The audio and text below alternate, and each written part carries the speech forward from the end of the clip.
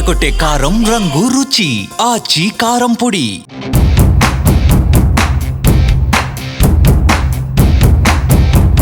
అభిమన్యుడు కాదు, ఆయన ఓ అర్జునుడు. ఈ మాటలు ఇప్పుడు సరిగ్గా తెలంగాణ రాజకీయాల్లో రేవంత్ రెడ్డికి కరెక్ట్గా సూట్ అవుతాయి.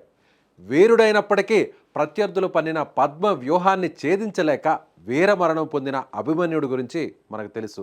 అయితే చుట్టూ అల్లిన పద్మ వ్యూహాన్ని ఛేదించి బీఆర్ఎస్ కంచు కోటను బద్దల కొట్టి బైపోల్లో విజయ జెండాను పాతిన అర్జునుడిలా నిలిచాడు నేటి తెలంగాణ ముఖ్యమంత్రి రేవంత్ రెడ్డి. జూబ్లీహిల్స్ అసెంబ్లీ ఉప ఎన్నిక ఫలితం కేవలం ఒక కాంగ్రెస్ అభ్యర్థి గెలుపు మాత్రమే కాదు, ఇది ముఖ్యమంత్రి రేవంత్ రెడ్డి మాస్టర్ మైండ్కు నిలువెత్తు నిదర్శనం. ఆయన రాజకీయ చాతుర్యానికి, వెన్ను చూపని వీరత్వానికి దక్కిన ప్రతిఫలం. రాజకీయాల్లో ముళ్లబాటలే కానీ పూలబాటలు అరుదుగా ఉంటాయి.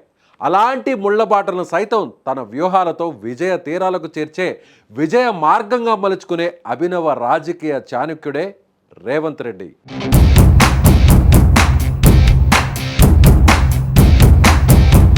సాధారణంగా ఉప ఎన్నికలపై అధికారంలో ఉన్న ముఖ్యమంత్రులు ఇంత స్పెషల్ ఫోకస్ పెట్టేవారు కాదు.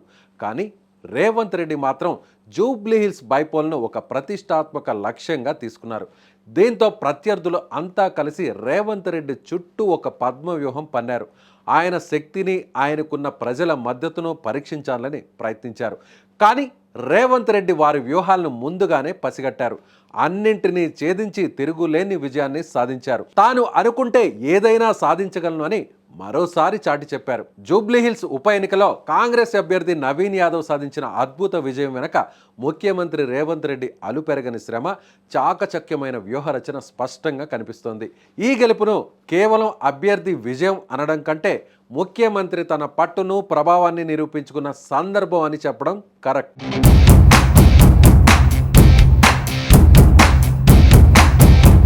ముఖ్యమంత్రి ఈ ఎన్నిక విషయంలో ప్రతి అంశాన్ని అన్నీ తానై చూసుకున్నారు. అభ్యర్థి ఎంపిక దగ్గర నుంచి ఎన్నికల ప్రచార వ్యూహరచన వరకు అంతా ఆయన కనుసన్నలోనే జరిగింది.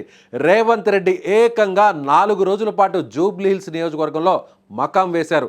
ప్రతిరోజు రోడ్ షోలు నిర్వహించారు. ప్రతి డివిజన్ను స్వయంగా పర్యటించారు. కార్నర్ మీటింగుల్లో పాల్గొన్నారు. ఒక ముఖ్యమంత్రి ఇంతలా తిరగడం ఏంటని ఇంటా బయట విమర్శలు కూడా వచ్చాయి.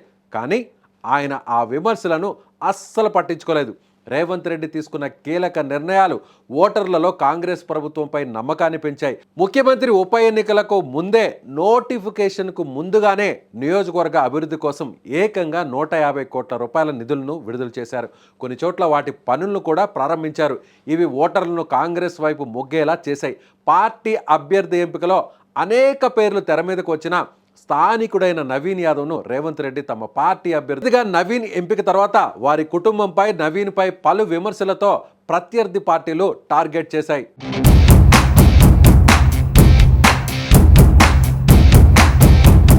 బీఆర్ఎస్ పార్టీ సోషల్ మీడియా ఒక రేంజ్లో నవీన్ ఎంపికపై ట్రోల్స్ కూడా చేసేశాయి. ఇదే అంశాన్ని తనకు అనుకూలంగా మార్చుకున్న చతురత రేవంత్ రెడ్డిది. బస్తీలో పుట్టి పెరిగిన బీసీ బిడ్డ నవీన్ను బీఆర్ఎస్ టార్గెట్ చేస్తుందంటూ బీసీలో ఎమోషన్ను రగిలించాడు రేవంత్ రెడ్డి. అంతేకాకుండా అభ్యర్థి నవీన్ యాదవ్ను నా కుడి భుజం అని బహిరంగంగా ప్రకటించారు. ఈ ఒక్క మాట కాంగ్రెస్ కార్యకర్తల్లోనూ, పార్టీ నాయకుల్లోనూ ఉత్సాహాన్ని నింపింది. జూబ్లీహిల్స్ నియోజకవర్గంలో బస్తీలు అభివృద్ధికి నోచుకోలేదంటూ పదే పదే కేటీఆర్ ప్రచారంలో మాట్లాడుతూ రేవంత్ పై విమర్శలు గుప్పించేవారు. ఇదే అంశాన్ని రేవంత్ తన స్టైల్లో ప్రచారంలో తిప్పికొట్టారు. బీఆర్ఎస్ ఎమ్మెల్యేగా ఉన్న మాగంటి గోపీనాథ్ ఇక్కడ 3 సార్లు గెలిచి అధికారంలో ఉన్నాడని, బీఆర్ఎస్ పార్టీ పవర్లో ఉన్న 10 ఏళ్లు జూబ్లీహిల్స్ను పట్టించుకోకపోవడం వల్లే ఈ దుస్థితి అంటూ సెటైర్లు వేశారు. ఇలా మాట్లాడే వారిని కట్టేయండి అంటూ రేవంత్ తన స్పీచ్లతో ఆకట్టుకున్నాడు. ఇలా ప్రత్యర్థుల విమర్శలను సైతం తెలంగాణ యాస భాషలతో తిప్పికొడుతూ మాస్ ఓటర్లను తన వైపు తిప్పుకున్నాడు రేవంత్.